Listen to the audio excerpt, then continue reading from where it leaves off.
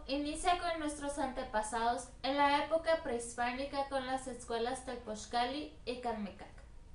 Tepozcali eran centros en los cuales se educaban a los jóvenes del pueblo a partir de los 15 años para servir a su comunidad y para la guerra. En el Calmecac era una institución en la que se les entrenaba para ser sacerdotes, guerreros de la élite, jueces, maestros o gobernantes, educándolos en historia, astronomía y otras ciencias, la medición del tiempo, música y filosofía, religión, hábitos de limpieza, cuestiones de economía y gobierno y sobre todo, disciplina y valores morales.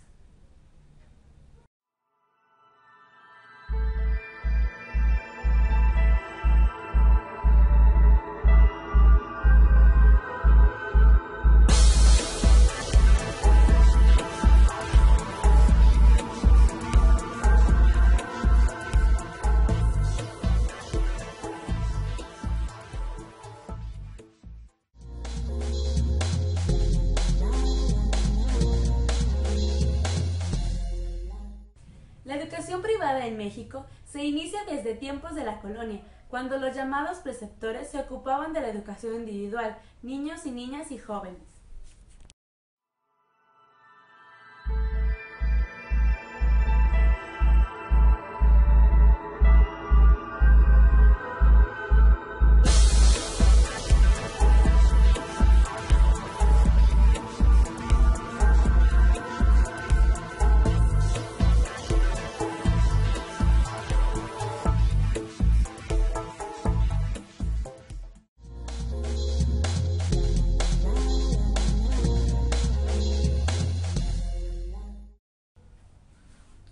En el siglo XIX, con la Revolución Francesa, se introdujo definitivamente el concepto de la escuela pública.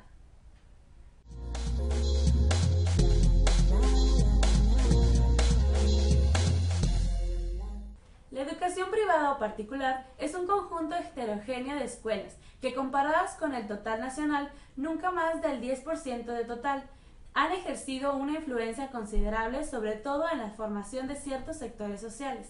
Esto se hizo patente en la labor desempeñada por la Escuela Católica, que sin duda logró, cuando menos hasta la década de los 70, mantener a través de su colegio la cultura, la tradición, los valores y la Iglesia Católica.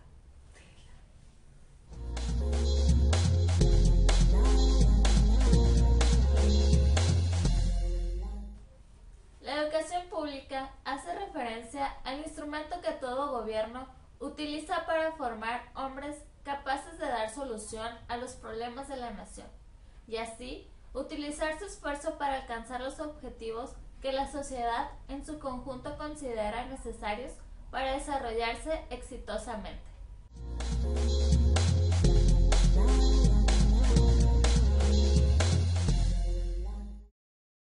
La mitad considera que el trabajo de gobierno federal en lo relativo a la educación es bueno.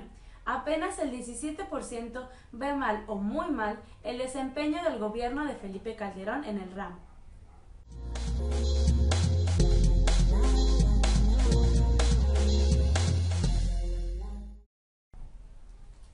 Existen diversas educaciones para los diferentes estatus sociales, pero actualmente hay una nueva generación de jóvenes de escasos recursos que asisten a escuelas particulares debido a que no tienen cupo en escuelas públicas.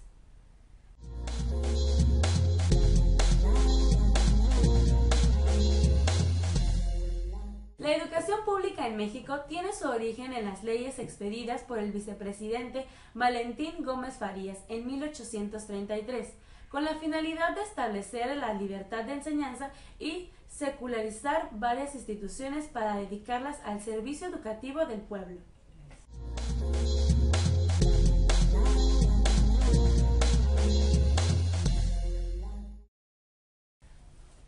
Uno de cada 3 mexicanos cree que la educación pública está progresando. El 38% de los ciudadanos percibe un estancamiento y el 37% considera que no existe avances.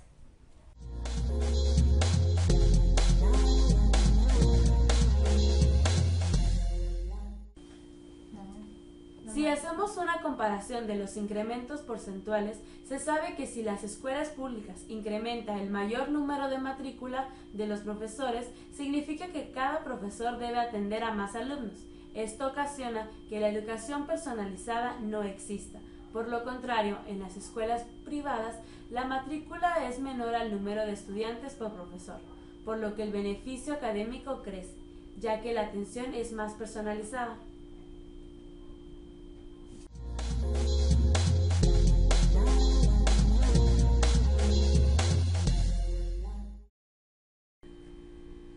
Si hacemos una comparación de los incrementos porcentuales, se sabe que si en las escuelas públicas incrementa el mayor número de matrícula por profesor, significa que cada profesor debe atender a más alumnos al mismo tiempo.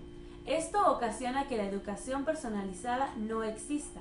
Por lo contrario, en las escuelas privadas, la matrícula es menor al número de estudiantes por profesor, por lo que el beneficio crece, ya que la atención es más personalizada.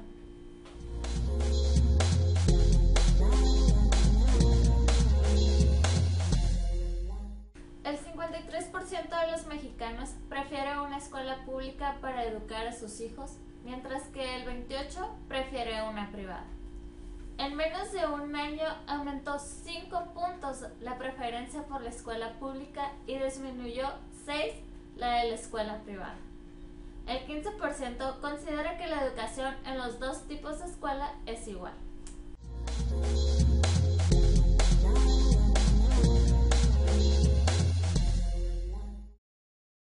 La educación es ante todo un derecho humano fundamental, pues es a través de esta que se pueden ejercer los demás derechos humanos.